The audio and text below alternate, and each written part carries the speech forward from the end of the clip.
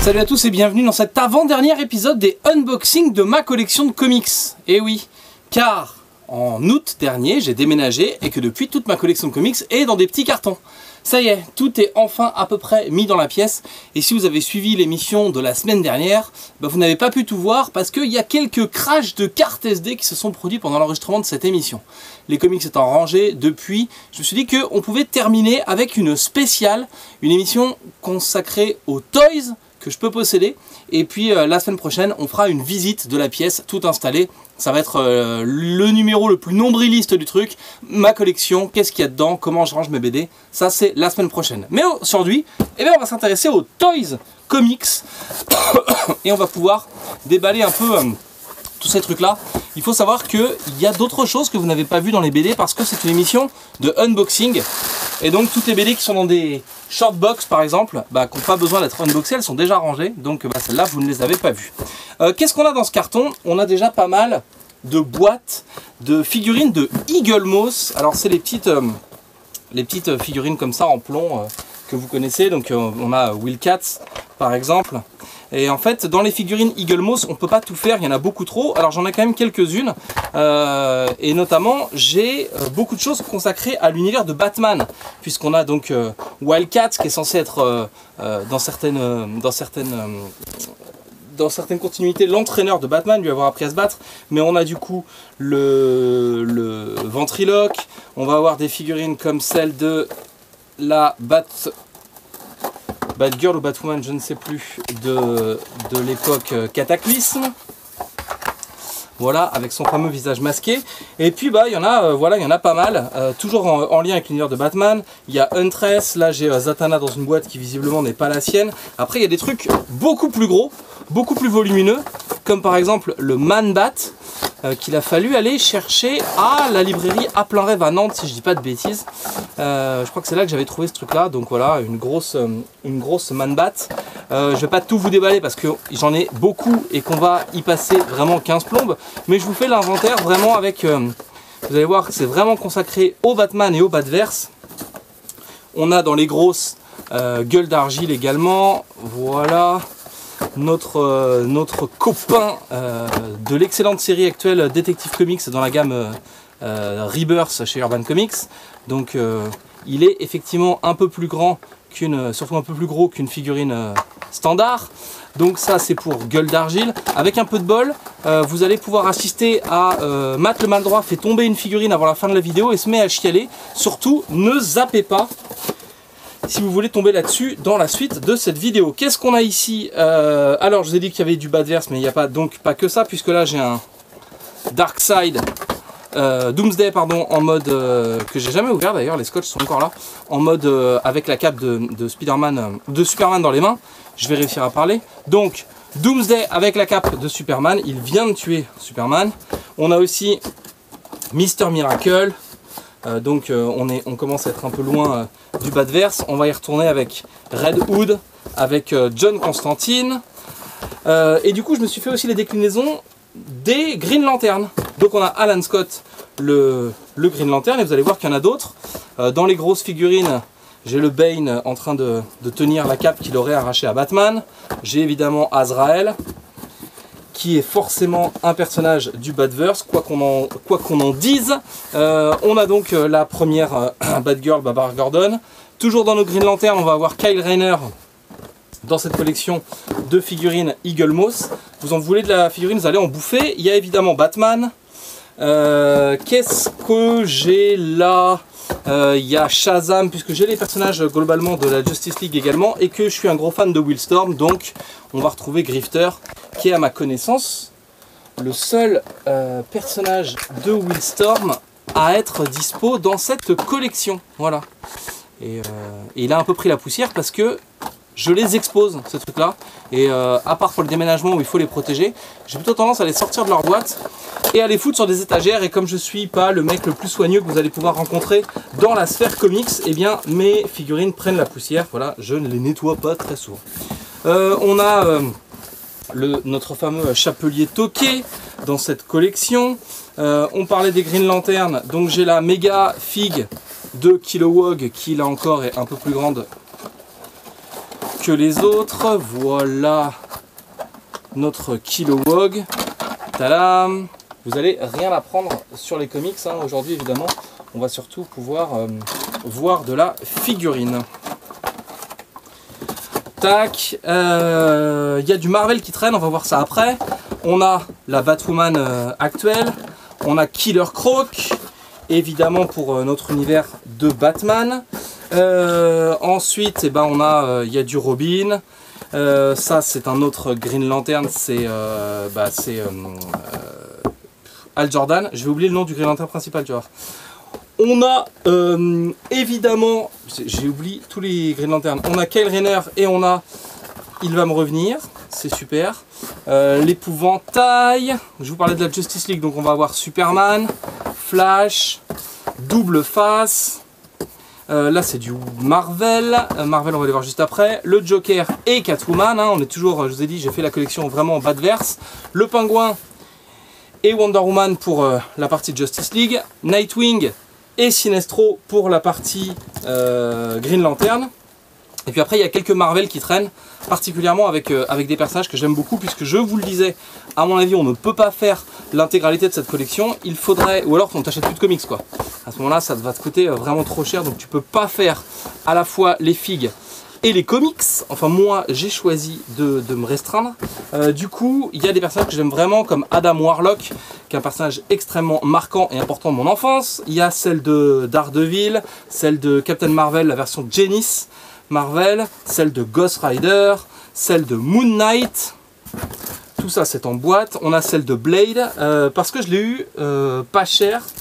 Blade, je vous raconterai les trucs des personnages secondaires. Et puis il y a celle de Venom. Voilà. Et dans le reste de ce petit carton, il y a d'autres conneries. Par exemple, il y a des figurines qu'on appelle les Little Mates, qui sont... Voilà, je vous avais bien dit que j'allais faire tomber quelque chose avant la fin de cette émission. Et du coup, alors, les Little Mates, c'est des petites figurines un peu plus rigolotes, cartoonesques et mignonnes que ce qu'on pouvait voir chez Eagle Moss. J'ai eu l'occasion de les présenter à la télé, ça doit être en replay sur la chaîne si vous le cherchez un peu, ça a quelques années. Et il y avait plein de personnages DC en version comme ça, mignonne. Donc on a Catwoman et Hawkman, on a le Joker et Superman, on va avoir Batman et Green Lantern, on va avoir Flash et Martian Manhunter, mais aussi Harley Quinn et Wonder Woman. Et du coup j'ai la collecte complète de ces trucs là parce que c'est rigolo et mignon et que ça ne sert à rien. Toujours dans les trucs de collection qui servent à rien. Ça c'est un aimant, mais qui sert aussi de décapsuleur, et donc qui permet de faire ouvrir sa bière par Iron Man, par Wolverine ou par Thor. Ce n'est pas donné à tout le monde et ça relève un peu l'intérêt de l'apéro quand tu convies des super-héros à ta table. J'ai une figurine, alors là elle est démontée, c'est un petit truc en plastoc de Catwoman. C'est pas oufissime, c'est voilà, un truc en plastoc. Bref, on va pas monter ça maintenant, on a tous autre chose à faire. J'ai un bouquin, La Meute de Xavier, c'est la mini BD de Alric. Donc j'ai que le numéro 3, donc j'ai pas l'intégralité de l'histoire. Et Alric est hyper bon quand il s'agit de dessiner des monstres. J'aime peut-être un peu moins ses visages humains, mais dans tout ce qui est créatures, monstres et tout, il m'est arrivé de lui passer des commandes de trucs qui sont tout à fait cool et formidables, type momie, loup-garou, spawn, ce genre de choses. Après on a quelques trading cards en vrac, il y a même des...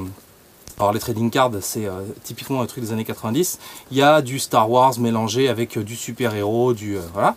Là j'en ai quelques-unes, c'est vraiment celles qui étaient en vrac en fait, qui étaient sur un bout d'étagère et qui se sont retrouvées dans ce carton. Voilà, on passe hyper vite là-dessus.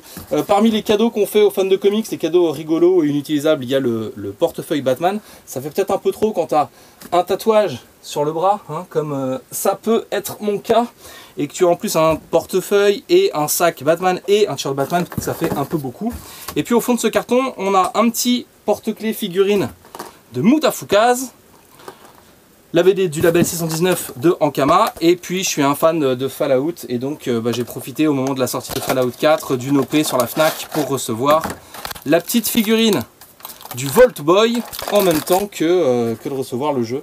Et donc la petite figurine du Volt Boy, elle est là. Premier carton de Toys terminé. On va enchaîner avec un deuxième carton de Toys et vous allez voir aujourd'hui, il y en a 4. Et donc Donc avant de reprendre, je voulais adresser mes excuses toutes particulières à la famille de Jon Stewart, le Green Lantern dont j'ai bouffé le nom. Ça m'est revenu juste après avoir coupé la caméra. Je te jure que je suis même pas allé voir sur Wiki, ça m'est revenu naturellement. J'espère que ça donnera l'occasion à tous les abrutis du comics game de lancer une sorte de drama autour de oui, Matt a oublié le nom du héros noir, Matt raciste, tout ça. Si tu crois que je parle de toi, t'as raison, c'est à toi que je pense. Bref. Cette boîte est plus grosse, cette boîte est plus légère, donc cette boîte doit contenir de beaucoup plus grosses figurines. Cette boîte contient surtout, d'après ce qu'on peut en voir, de la poussière. Il va donc falloir sortir ce qu'il y a à l'intérieur et je vois notamment du McFarlane Toys.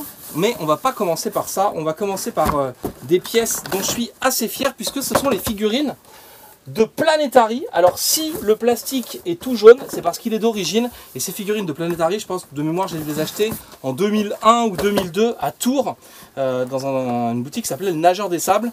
Et donc, il n'y en a que 3 des figurines de Planetary parce qu'à l'époque, on ne connaissait que 3 membres de cette société-là. Et voilà, le set est donc au complet, le set est donc sous blister. Du coup voilà, on voit que le plastique a bien jauni, mais voilà, le set est complet et c'est ma petite fierté. Je ne crois pas les avoir revues depuis ces figurines là, donc en même temps c'est pas la série la plus recherchée du monde, mais elle est overcotée, puisqu'elle est très bien. Qu'est-ce qu'on a là-dedans? Alors j'ai testé la nouvelle collection des figurines Eagle Moss avec les trucs de cinéma, où les figurines pour le coup sont un peu plus grandes. Donc j'ai le premier... c'est la figurine de Iron Man. Bon, bah, qu'est-ce qu'on peut en dire? C'est une figurine. Si ça t'intéresse, je dois pouvoir te la céder parce que bon, je suis pas non plus... j'en ai qu'une de ces figurines-là. Et en général, je suis assez sensible à la collection. C'est-à-dire que dès que j'ai une figue, il faut que je complète et que j'ai tout. Et donc, bah, si j'ai pas la suite, c'est que j'ai plutôt pas accroché. Dans les figurines Todd McFarlane Toys, j'ai la collection des figurines des 10 ans consacrées à Image. Avec donc Rip Claw, avec donc Savage Dragon que j'ai eu à un prix défiant toute concurrence, avec Shadow Hawk, et puis c'est tout. Je crois que je n'ai pas le spawn puisque j'avais déjà d'autres spawns. En fait des McFarlane Toys j'en ai eu beaucoup, j'en ai acheté énormément entre 2000 et 2003, et puis après je les ai déballés, affichés, puis après ça me saoulait donc je les ai revendus, j'en ai revendu beaucoup. Et parce que je pensais que je m'en foutais, et en fait je regrette un peu d'avoir revendu ces trucs là parce que c'était quand même des figurines un peu cool, et donc voilà. J'ai une figurine Art of Spawn qui est le spawn du désert avec son gros gun. J'ai la figurine de Miracle Man puisque Miracle Man a pendant un temps été dans le giron de McFarlane pour des histoires de droits. Il avait réussi à racheter une partie des droits. Aujourd'hui Miracle Man est retourné chez Marvel.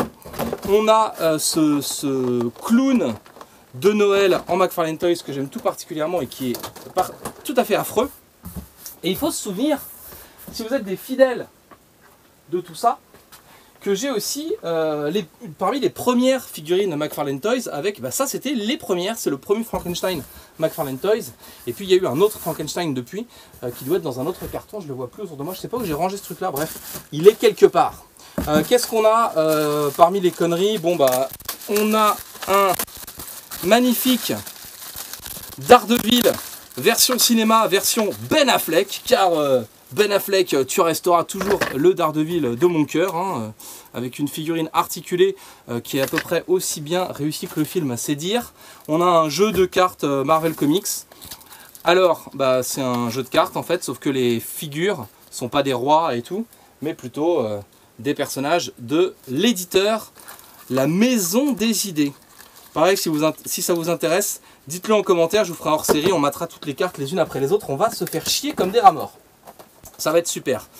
Toujours dans nos figurines Eagle Moss, il y a une deuxième série qui est sortie avec des figurines qui étaient censées être plus grandes. Donc c'est pareil, j'ai la première de cette collection. Mais j'allais pas, vous avez vu dans l'épisode d'avant le nombre de figurines que je peux avoir de cette collecte là. J'allais pas repartir dans une nouvelle collection complète. Et puis après j'ai dans ce carton quelques petites conneries. Attends, il y a un truc qui est à côté qu'il faut que je vous montre.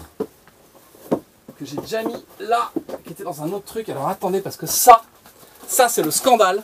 Ça c'est la tasse de Batman, la tasse j'ai envie de te dire, comme tu n'en as jamais vu. Et ça c'est la tasse où c'est Batman qui sert de anse à ta tasse. Quel bon café je vais pouvoir prendre là-dedans. Et en fait, étant donné que c'est un Batman qui fait la lance et que je suis un sale collectionneur, et bien cette tasse est continuellement dans du papier bulle, continuellement dans sa boîte. Et en fait je m'en sers jamais. je m'en sers jamais. J'ai un seul buste de Bowen, là, les mini bustes. Très tac, couvre-toi. Et ce mini buste, c'est celui de Janice Marvel, qui est un personnage que j'aimais tout particulièrement. Je trouvais que la série était très réussie, la série de Peter David, qui en plus qui en plus était dessinée par Steve Skroce et qui portait plein de... C'était à la fin des années 90, début 2000, et ça jouait avec aussi plein d'éléments sociaux, genre moderne, tout ça. Enfin, typiquement, la meuf de Rick Jones dans cette série se barre pour aller vivre une amourette avec Dragon Lune. Donc nous avions un couple lesbien. Et ben ça passe tout seul et c'est hyper bien raconté, comme quoi et ben, il suffit que ce soit bien raconté pour que ce soit cool. Il y a un réveil de R2D2. Ce réveil nous propose d'avoir un petit R2D2 qui projette l'heure sur le plafond, mais quand il sonne,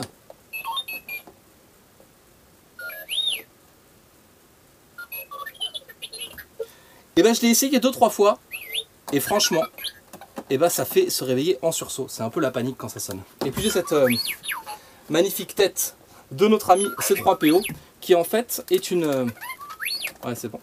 Qui en fait est une base pour contenir à l'intérieur un système de jeu de cartes. Wow, miracle de la technologie. Et voilà. Et du coup, je pense que j'y ai jamais joué non plus. Ça me fait plutôt une tête de C3PO pour décorer une table. C'était notre deuxième carton. Bah écoute, il nous en reste 2. Ils sont plus petits, les autres, ça devrait aller un peu plus vite. On a bien avancé sur les toys.